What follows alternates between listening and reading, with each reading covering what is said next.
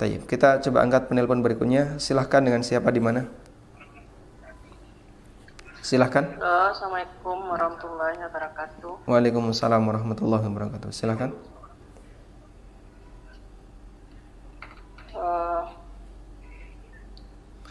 Anda sudah terhubung. Saya mau Silahkan. bertanya tentang pajak itu kan katanya tidak sesuai dengan Islam ya Ustaz.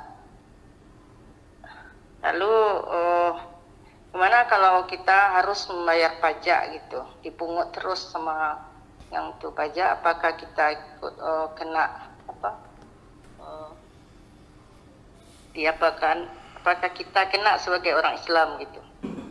Ibu, lalu yang ibu, kedua, apakah ibu merasa ridho ketika dipungut pajaknya?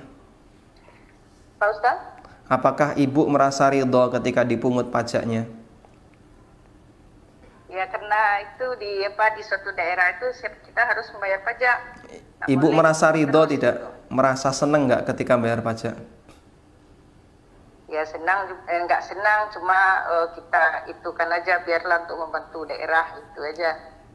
Niatnya untuk membantu daerah ya? Iya, daerah situ. Nah, itu niat kita jadinya. Baik. Karena kita tahu bahwa pajak itu nggak itu. Mohon penjelasannya nanti Ustaz. Pajak kan tidak sesuai dengan syariat Islam ya. Pelanggarannya ada di posisi yang menarik ya, yang memungut. Sedangkan yang dipungut dia ya sama sekali tidak melanggar, karena dia nggak punya pilihan. Andaikan kita dikasih pilihan mau bayar pajak atau tidak, ya kita milih nggak bayar pajak tentu.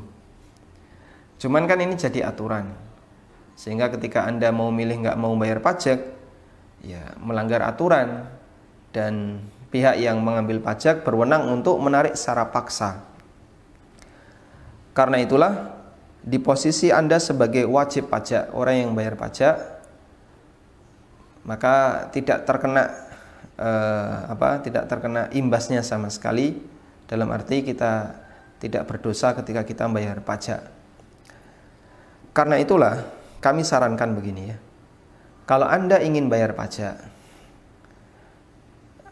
dan yang narik pajak itu seorang muslim, misalnya Anda diaudit, lalu kemudian hasil audit Anda diminta pajak Anda sekian puluh juta. Nah, biasanya dilakukan tawar-menawar tuh. Sekian puluh juta, jadinya di bawah 10 juta setelah tawar-menawar. Enggak, misalnya 30 juta. Tawar-menawar jadi misalnya 12 juta. Di bawah separuhnya. Dan Anda bisa pastikan, kalau saya bayarkan 12 juta, semuanya akan masuk ke negara. Ini menjadi pajak daerah, atau dipakai untuk pembangunan daerah. Maka kalau demikian dan Anda sudah merasa bersedia untuk membayar, silahkan distorkan dengan niat hibah untuk negara. Kalau hibah untuk negara, insya Allah yang memungut tidak akan dituntut oleh Anda di akhirat. Dan Anda ketika memberikan, ini hukumnya mubah, karena orang boleh memberikan hibah untuk baitul mal negara. Tapi kalau Anda tidak setuju, seharusnya pajak saya tidak sekian, ini auditnya menyimpang sehingga terlalu gede, saya nggak ridho, dan Anda tetap nggak ridho, mau diambil sepeser pun Anda nggak ridho, karena secara neraca keuangan kita rugi. Perusahaan sekarang lagi turun, Anda pusing, masih ditarik pajak. Dalam kondisi sedang pusing, ditimpa kepusingan. Akhirnya Anda jengkel, lalu nggak ridho. Nah, ketika nggak ridho, Anda ajukan, saya tidak mau bayar pajak sekian, ini memberatkan, usaha saya sedang turun. Tawaran Anda tetap ditolak, Anda nggak ridho. Tapi Anda tetap diminta untuk bayar. Nah, ketika Anda bayar dan Anda di posisi tidak ridho, itu jadi tabungan di akhirat. Bentuk tabungannya gimana? Pihak yang narik ini bisa jadi nanti akan dituntut di akhirat, sehingga Allah akan tegakkan keadilan itu. Anda boleh untuk menuntut orang yang menarik pajak tadi, ya, dilakukanlah pengadilan di akhirat, bukan bayar pakai duit, tapi bayarnya pakai pahala dan dosa. Sehingga ketika Anda merasa pernah didolimi oleh orang lain, maka Anda boleh ngambil pahala orang yang mendolimi itu. Jika dia sudah nggak punya pahala, karena pahalanya banyak dibagikan kepada siapapun yang pernah dia dolimi, maka selanjutnya dosa Anda diambil lalu dilemparkan kepada orang ini. Itulah yang kita maksud sebagai tabungan di akhirat. Ala kullin, kesimpulannya bahwa posisi sebagai wajib pajak, dia tidak menanggung resiko akhirat karena dia di pihak yang dirugikan dalam masalah ini. Sebenarnya dia tidak bersedia, namun karena tidak ada pilihan, ya akhirnya dia menyerahkan.